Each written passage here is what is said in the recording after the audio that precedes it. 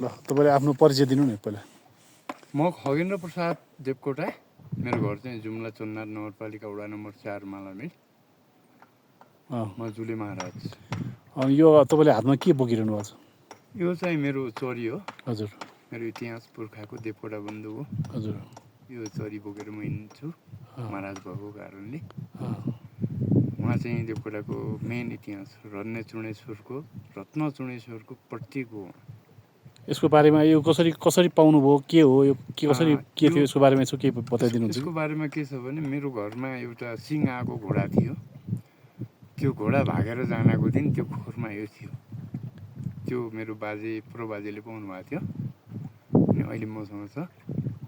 म चाहिँ महाराजले बोकिरहेको छु। अरू केही छुटेको कुरा केही भन्नु छ तपाईँलाई? छुटेको कुरा त अब हजुरले सोध्नुभयो भने केही भन्न सकिन्छ। हजुरले सोधेपछि भनौँ।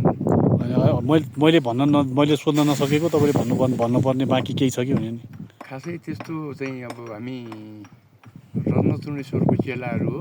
धेरै भन्नु त के पर्ने छ र। यति नै आजको लागि। यहाँसम्म भेट भयो, खुसी लाग्यो मलाई। यो तटफोक्सडमा आउँदा मेरो आफन्त बन्धुसँग भेट्न पाउँदा खुसी।